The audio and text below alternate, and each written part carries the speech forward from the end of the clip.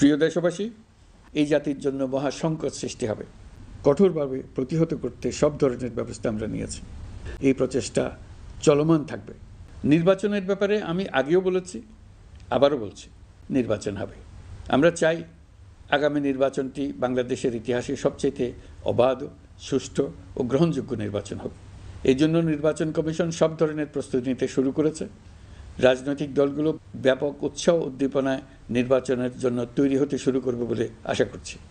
প্রিয় দেশবাসী, গত 16 বছরে শেখ হাসিনা যে ভয়াবহ লুটপাট কায়েম করেছিল, আপনারা সেটার ভুক্তভোগী ছিলেন। ছাত্র জনতার অভ্যুত্থানের মুখে তারা পালিয়ে যাবার সময় এক লণ্ডভণ্ড অর্থনীতি ঢেকে গেছে।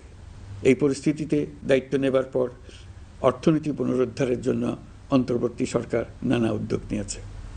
ব্যাংকিং খাতে শৃঙ্খলা ফিরেছে।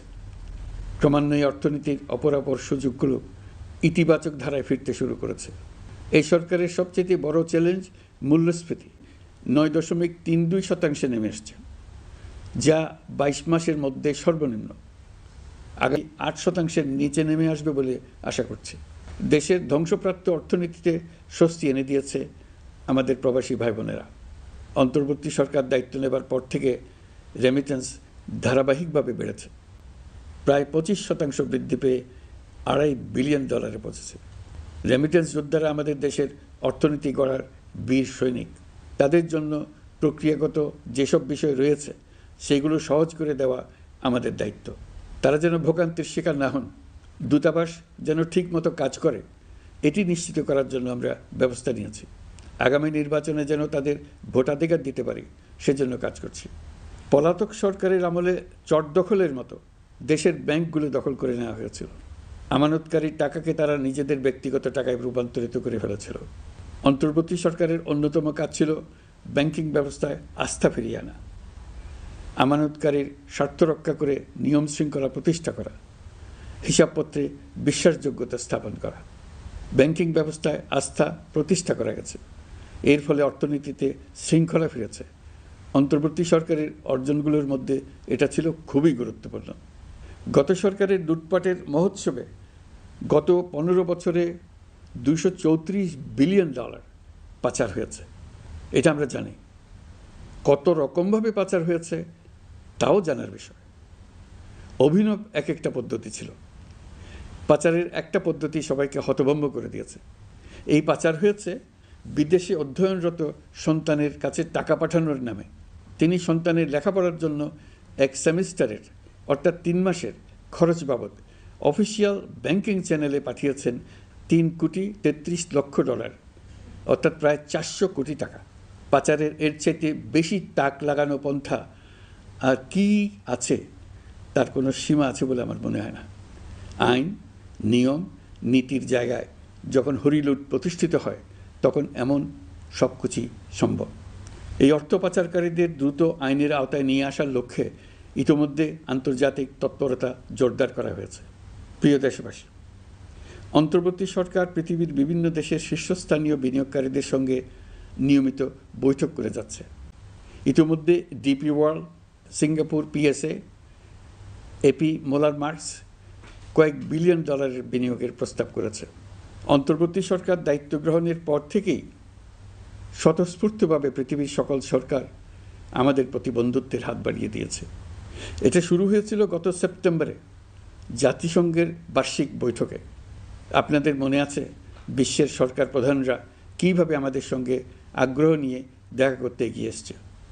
তারপর থেকে যে কোনো সম্মেলনে গিয়েছি, দেখেছি আন্তর্জাতিক নেতৃবৃন্দের আগ্রহ কীভাবে ক্রমেই বেড়ে চলেছে। জানুয়ারি মাসে সুইজারল্যান্ডের ডাভোসে গিয়েছিলাম। এই সম্মেলনে 47টি পৃথক ইভেন্টে আমার অংশগ্রহণ করতে হয়েছে।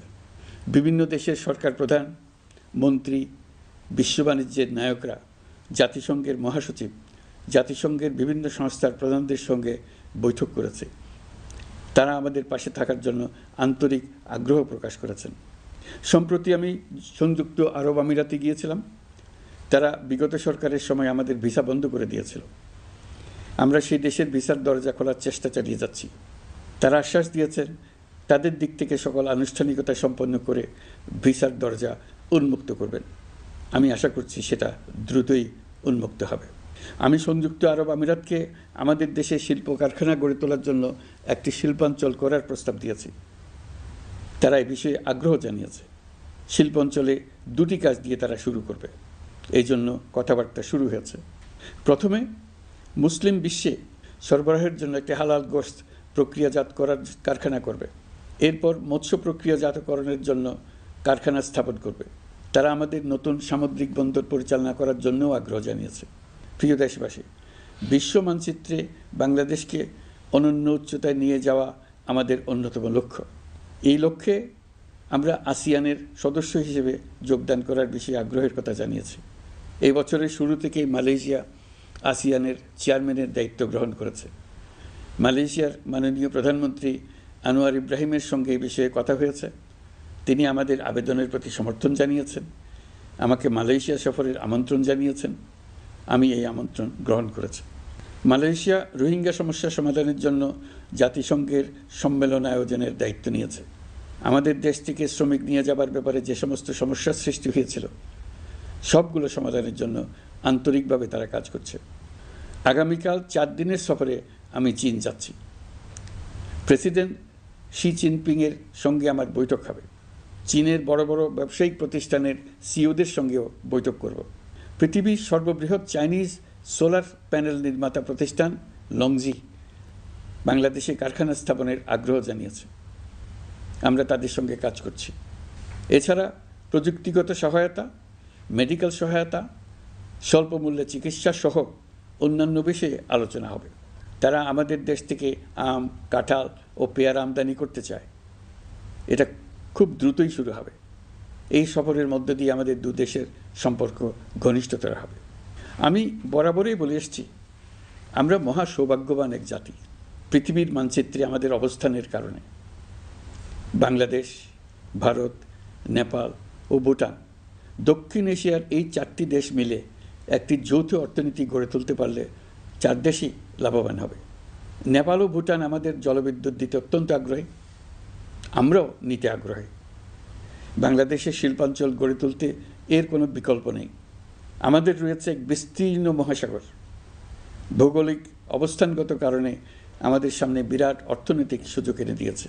কুমিরা থেকে টেকনাফ পর্যন্ত দীর্ঘ উপকূলভূমি। এই দীর্ঘ উপকূল জুড়ে বিরামহীনভাবে অনেকগুলি আধুনিক প্রযুক্তি সমৃদ্ধ আন্তর্জাতিক মানের সমুদ্র বন্দর, শিল্প কারখানা, রপ্তানি প্রক্রিয়াজাতকরণ এলাকা স্থাপন করা গেলে পুরো অর্থনৈতিক অঞ্চলের ভবিষ্যৎ দ্রুত পরিবর্তন সম্ভব। নেপাল থেকে জলবিদ্যুৎ আনতে পারলে জীবাশ্ম জ্বালানির উপর আমাদের নির্ভরশীলতা কমবে। বর্তমানে বিশ্ববাসী পরিবেশ রক্ষায় সচেতন, তারা এটাকেই সর্বোচ্চ অগ্রাধিকার দিচ্ছে। জীবাশ্ম জ্বালানির উপর নির্ভরশীলতা কমিয়ে পরিবেশ বান্ধব বিকল্প পাওয়া গেলে বিদেশি বিনিয়োগকারীদের আরও বেশি মনোযোগ আকর্ষণ করা যাবে। দেশের ক্রমবর্ধমান বিদ্যুৎ চাহিদার পরিপ্রেক্ষিতে রূপপুর পারমাণবিক বিদ্যুৎ কেন্দ্রের কাজ যথাসময়ে শেষ করার বিষয়ে আমরা জোর দিয়েছি। রোসাটমের মহাপরিচালক আমাকে বলেছেন, শিগগিরই বিদ্যুৎ কেন্দ্রটি পরীক্ষামূলকভাবে চালু করা হবে। আমাদের পণ্য পৃথিবীর পণ্য। এই পণ্য নেপালে যাবে, ভুটানে যাবে, ভারতের 7 সিস্টার্সে যাবে। প্রতিবেশীদের পণ্য আমাদের এখানে আসবে, সারা পৃথিবীর কাছে পৌঁছে যাবে। এইভাবেই এটি একটি লাভজনক অর্থনৈতিক অঞ্চল হিসেবে দাঁড়িয়ে যাবে। আর এই অঞ্চলের গুরুত্বপূর্ণ ভূমিকায় থাকবে বাংলাদেশ। বাংলাদেশের সবচেয়ে বড় সমস্যা সীমাহীন দুর্নীতি। স্বৈরাচারী সরকার এই দুর্নীতিকে বিশ্বের শীর্ষস্থানে নিয়ে গেছে। দুর্নীতির ফলে শুধু যে সবকিছুতে অবিশ্বাস্য রকম ব্যয়বৃদ্ধি পাচ্ছে তাই না, এর ফলে সরকার ও জনগণের সকল আয়োজন বিকৃত হয়ে যায়। সরকারের লক্ষ্য, নীতিমালা, প্রাতিষ্ঠানিক আয়োজন, সরকারি কর্মকর্তাদের দায় দায়িত্ব যা কিছু কাগজে লেখা থাকে তার সব কিছু অর্থহীন হয়ে যায়। দেশ চলে অলিখিত আয়োজনে। সরকারকে চলতে হয়, ব্যবসায়ীকে চলতে হয়, শিল্পপতিকে চলতে হয়, বিনিয়োগকারীকে চলতে হয়, দেশের সকল নাগরিককে এই অলিখিত নিয়মে চলতে হয়। নাগরিককে এই অদৃশ্য জগতের সঙ্গে মোকাবেলা করে টিকে থাকার বিদ্যায় পারদর্শী হতে সাধনা করতে হয়।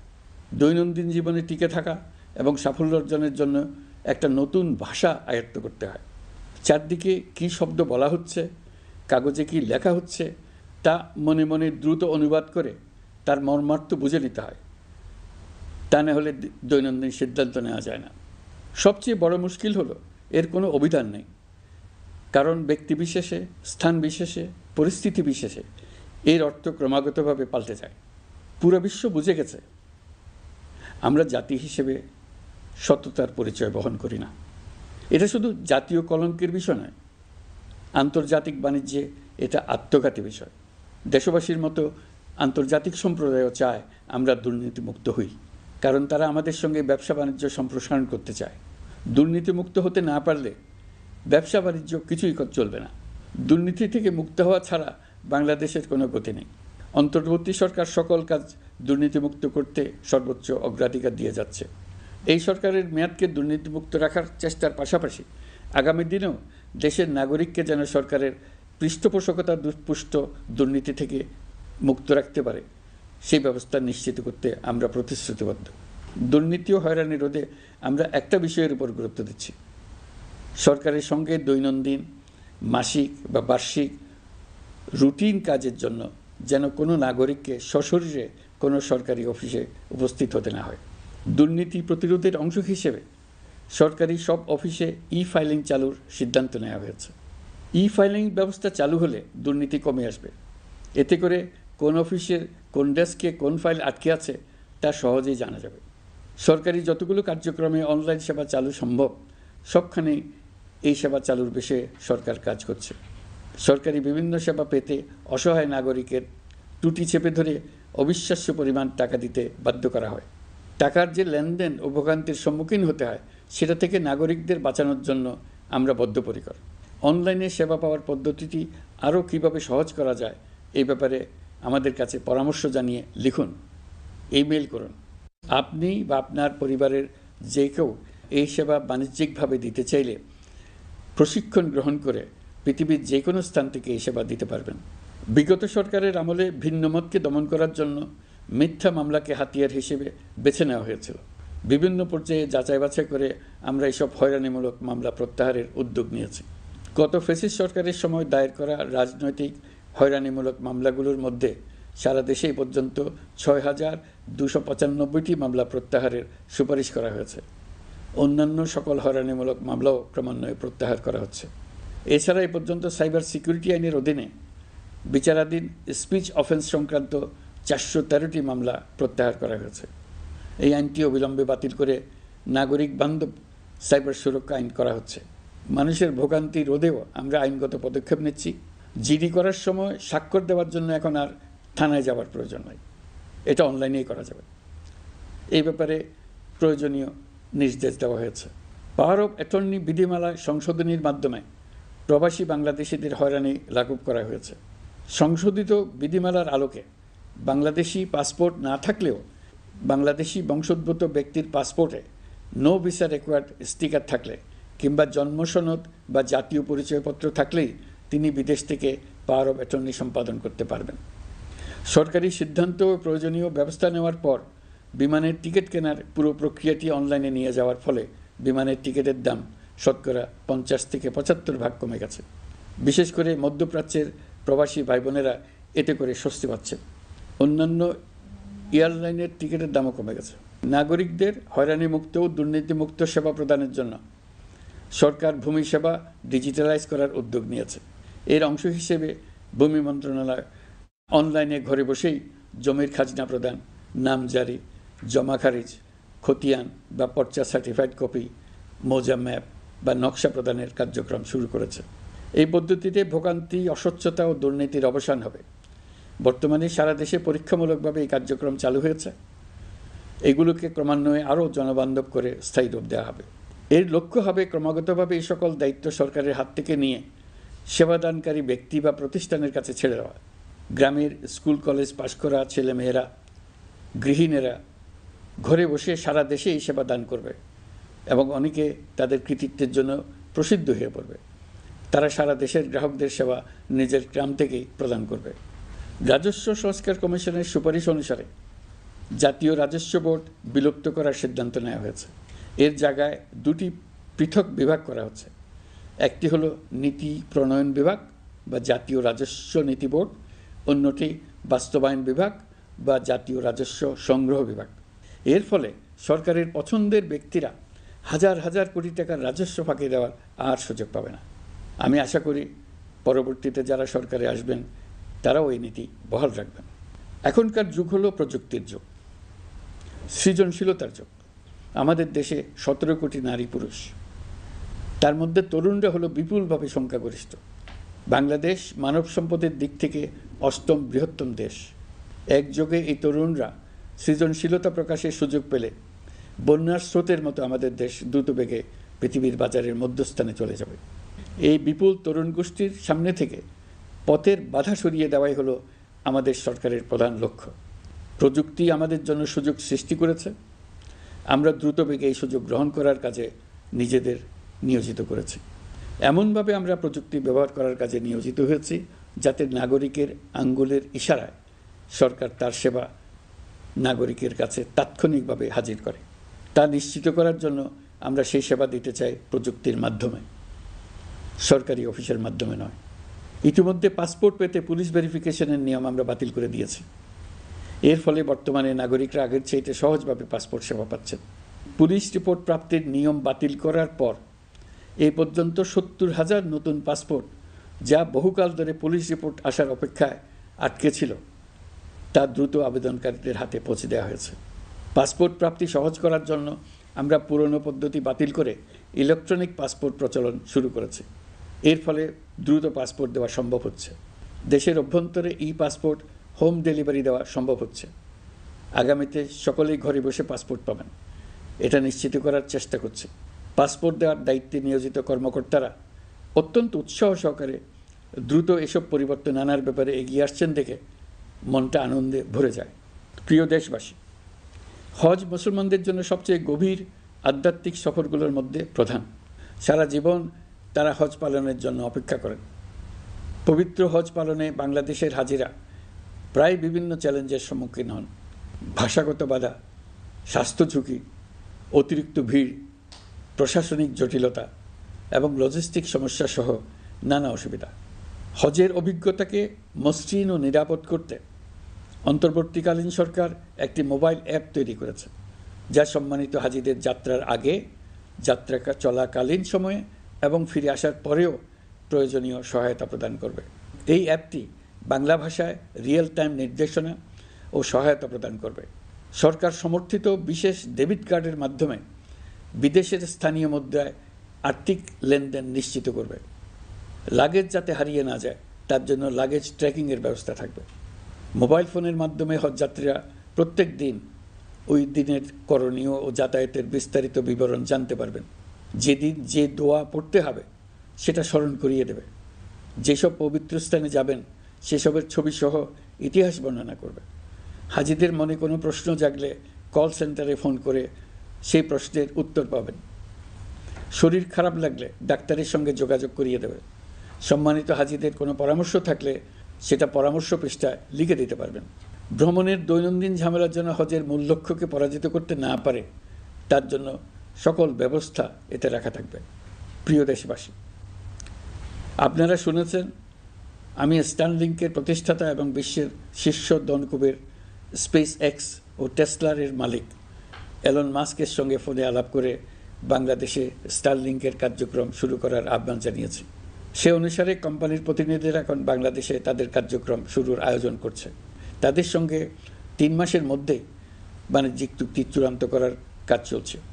স্টারলিংকের মাধ্যমে স্বল্প মূল্যে উচ্চগতির ইন্টারনেট বাংলাদেশের ডিজিটাল জগতে একটা বিপ্লব আনবে। স্টারলিংক সেবা চালু হলে দেশের প্রতিটি গ্রাম, দ্বীপাঞ্চল, দুর্গম পাহাড়ি অঞ্চল অতি উচ্চগতির ইন্টারনেট সেবার আওতায় চলে আসবে। স্টারলিংক চালু হলে ভবিষ্যতে কোনো সরকার ইন্টারনেট সেবা বন্ধ করে মানুষকে আর তথ্যবন্দি করার কোনো সুযোগ পাবে না। বাংলাদেশের প্রতিটি অঞ্চলে বিশ্বমানের শিক্ষা, স্বাস্থ্যসেবা, অর্থনৈতিক ক্ষেত্রে সকল নাগরিকের অংশগ্রহণ নিশ্চিত করা যাবে। আমাদের নতুন প্রজন্ম দেশের যে কোনো প্রত্যন্ত অঞ্চলেই থাকুক না কেন, তারা বিশ্ব নাগরিক হয়ে গড়ে ওঠার সুযোগ পাবে। সরকার যুব উদ্যোক্তা নীতি 2025 প্রণয়ন করেছে। এর লক্ষ্য হবে সামাজিক, অর্থনৈতিক ও ও পরিবেশগত অগ্রগতির মূল চালক হিসেবে তরুণ তরুণীদের ক্ষমতায়ন করা। এই নীতি টেকসই উন্নয়ন লক্ষ্যমাত্রা অর্জনের উপায় হিসেবে সফল উদ্যোক্তা তৈরিতে সহায়ক হবে। সামাজিক ও অর্থনৈতিক ক্ষেত্রে তরুণ উদ্যোক্তাদের অবদানকে স্বীকৃতি দেওয়া হবে। আপনারা জানেন, পতিত স্বৈরাচারের নিপীড়নের বর্ণনা উঠে এসছে জাতিসংঘের মানবাধিকার বিষয়ক হাই কমিশনারের কার্যালয়ের রিপোর্টে।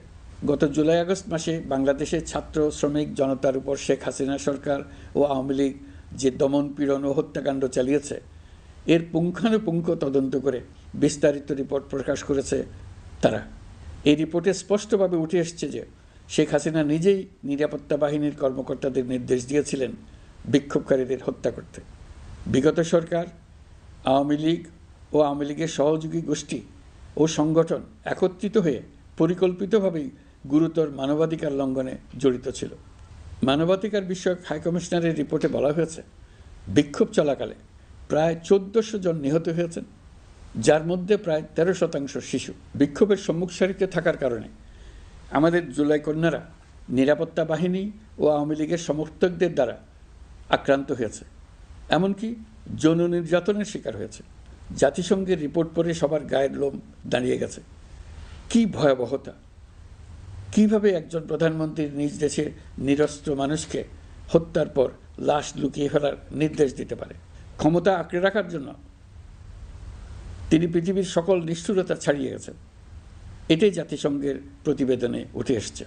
মানবাধিকার বিষয়ক হাইকমিশনার কার্যালয়ের এই রিপোর্টকে আমরা স্বাগত জানাচ্ছি।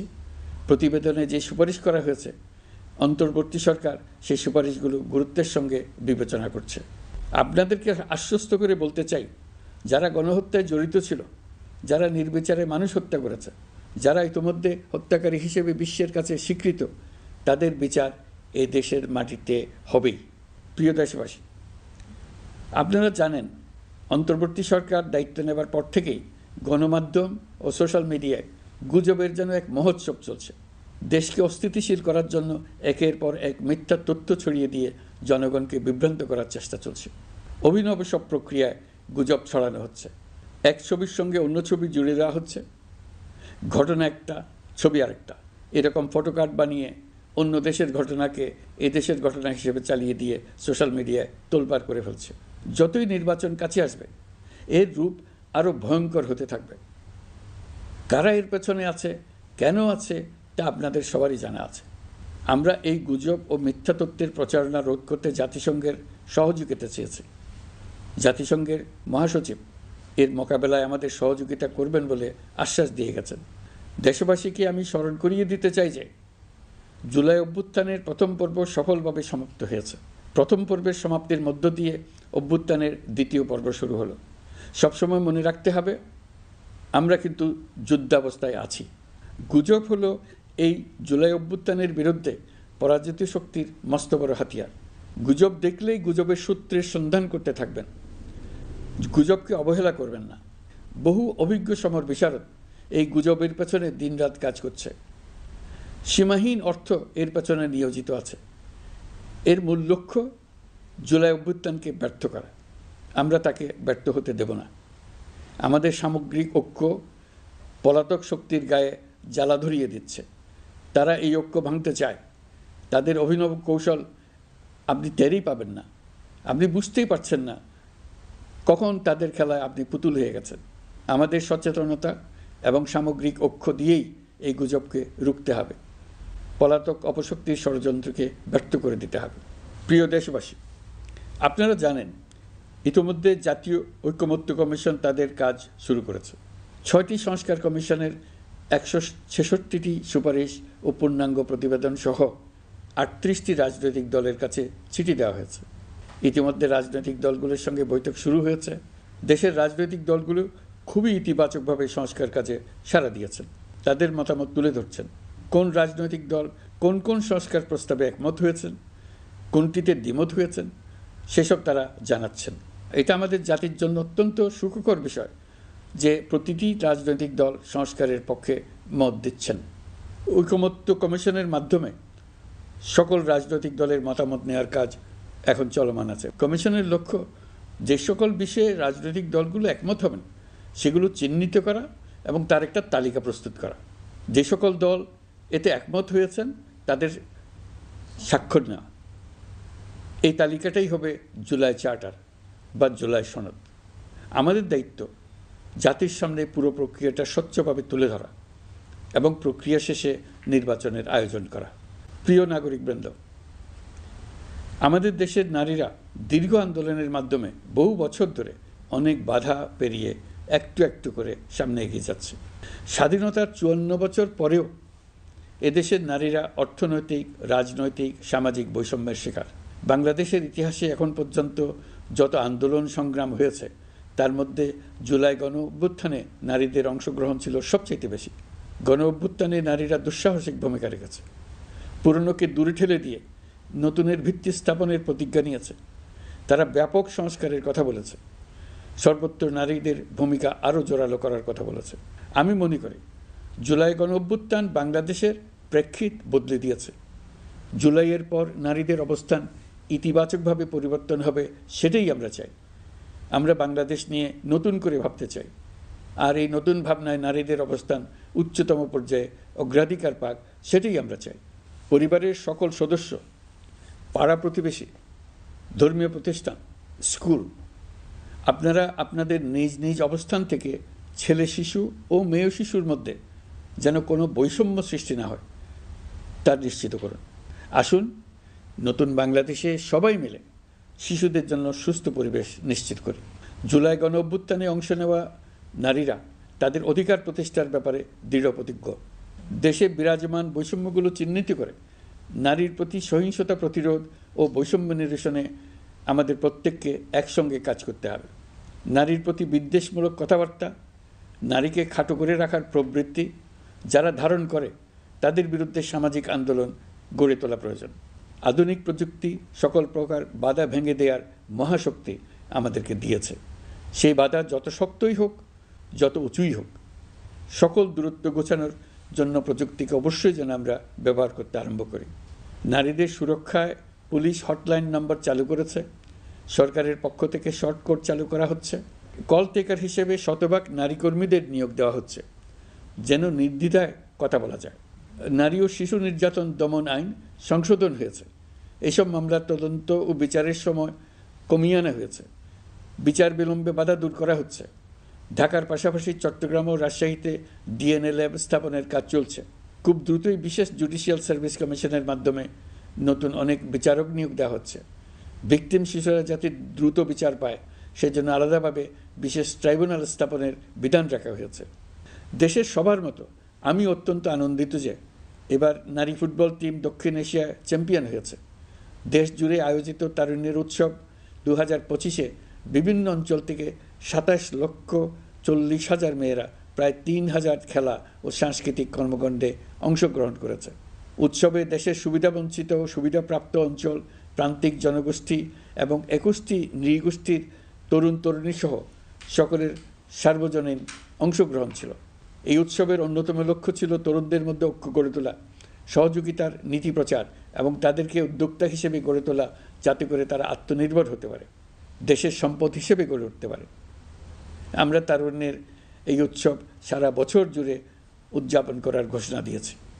এই উৎসবে আমরা গ্রাম, উপজেলা, শহর, বন্দর সকল এলাকার আবাল বৃদ্ধ বনিতাকে এবং স্কুল, কলেজ, মাদ্রাসার সরকারি বেসরকারি সকল প্রতিষ্ঠানের সবাইকে নানা প্রকারের সৃজনশীল কর্মসূচি নিয়ে এগিয়ে আসার জন্য আমি অনুরোধ জানাচ্ছি। প্রতিটি এলাকায় এই উৎসবে যোগদান করতে মেয়েদের যেন বিশেষভাবে উৎসাহিত করা যায় সেজন্য সকলকে আহ্বান জানাচ্ছি।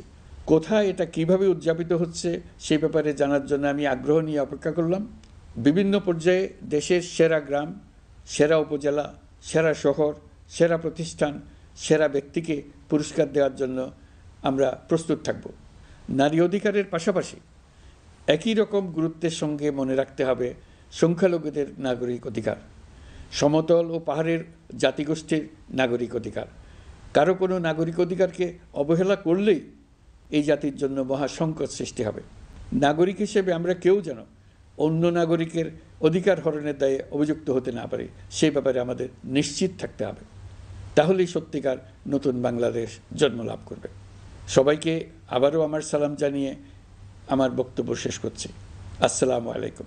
নির্বাচনের ব্যাপারে আমি আগেও বলেছি, আবারও বলছি, এবছর ডিসেম্বর থেকে আগামী বছরের জুনের মধ্যে নির্বাচন হবে।